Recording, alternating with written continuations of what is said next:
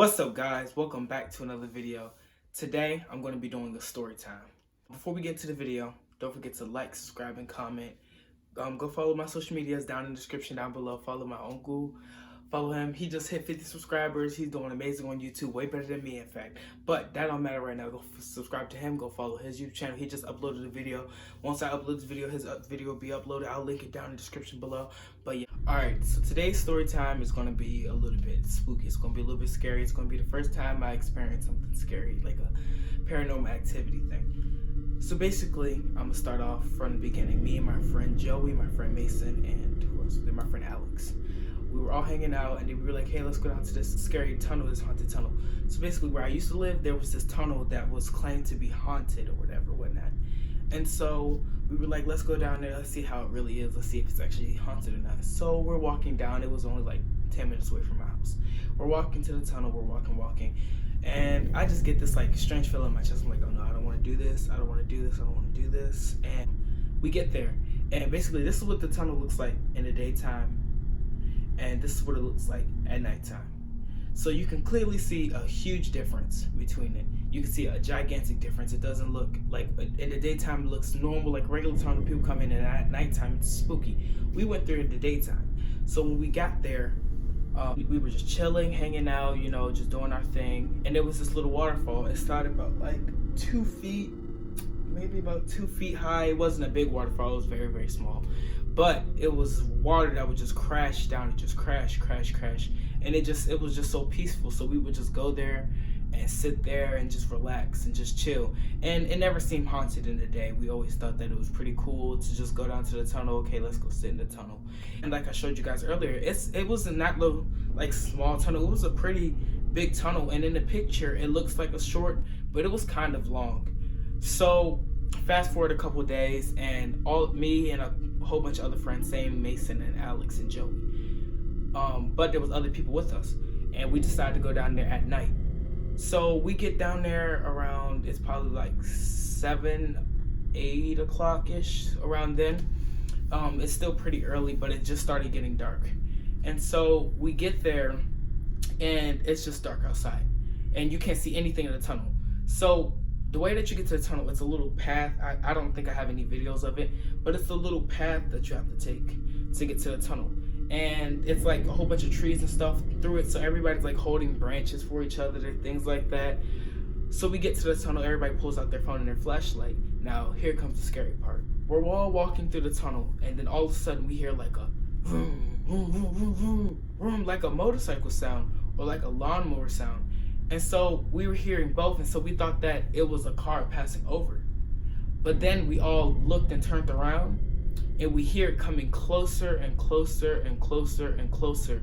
And so I remember one of my friends, they were yelling, run, run. So everybody starts running, and I mean running. It was me, Joey, and Mason in the front. So people are jumping to the other side of the tunnel just to get past, and I'm running, and all I see is Joey pass me, boom, flying past me, jumped on a rock, land, and then here I go, I jump on the rock, and then I stop, and then the sound behind us stops.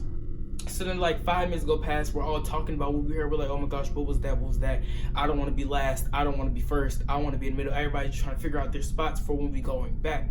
So then my friend Alex, I think that was his best friend, started having this really bad allergic reaction. His lips got real puffy, he started breaking out, turned red and everything. It's hard for him to breathe. So then we called his mom. We were like, okay, can you come pick him up from our house? And so we're like, okay, we need to get him home immediately. It doesn't matter if we're scared or not. This is the only way we can get back. So we start walking back through the tunnel or anything, and everybody's just like shooken up, freaked out, and things like that. So this is the first weird thing about that tunnel. So we get back to Alex's house, we're all chilling, and then everybody goes back in the house. So then we come back out, I think it was a couple days later, and we go back to the tunnel.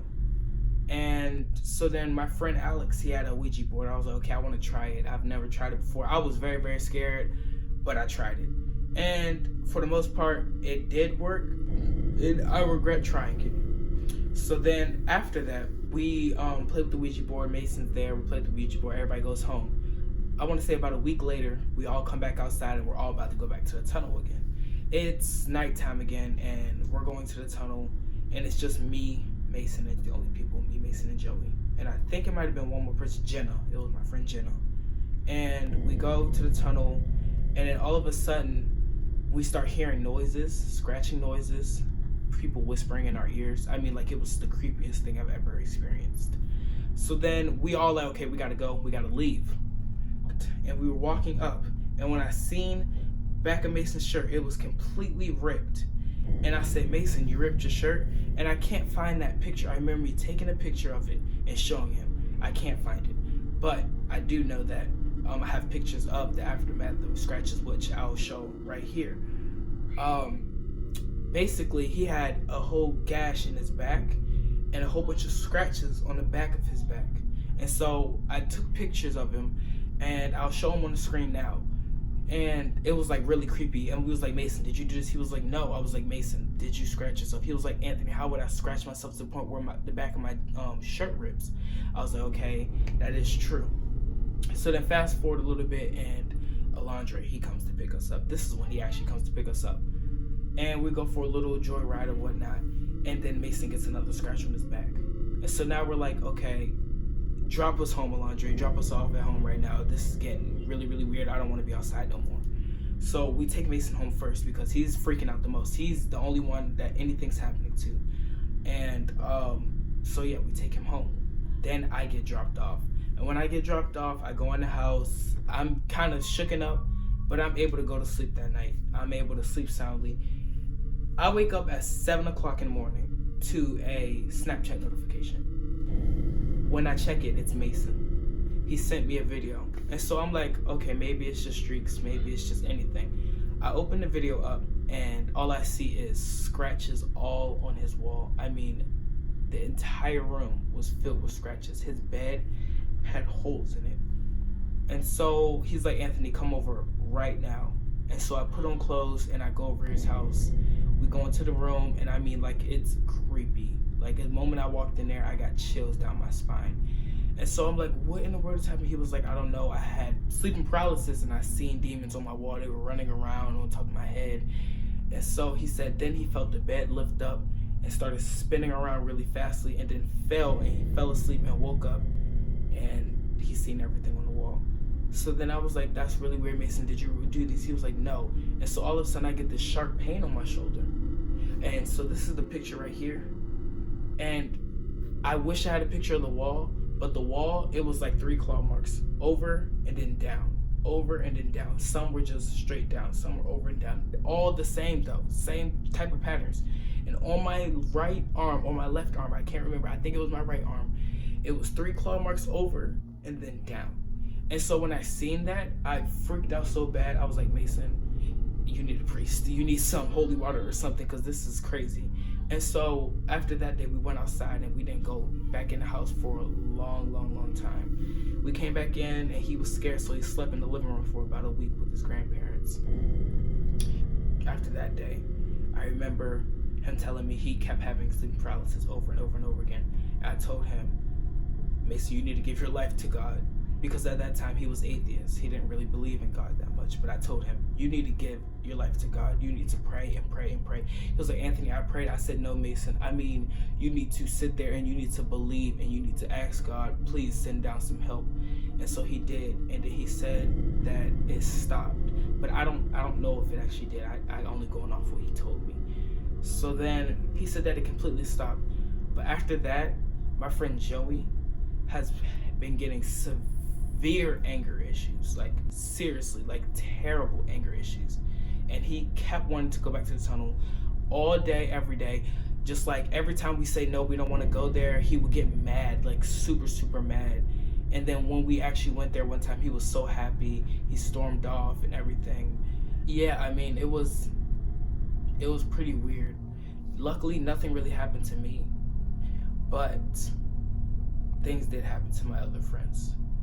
So, yeah, that was my story time about one of the scariest incidents that's happened to me. One of the most paranormal incidents that's happened to me. I hope you guys enjoyed. This took many takes to get because my camera kept going out of focus.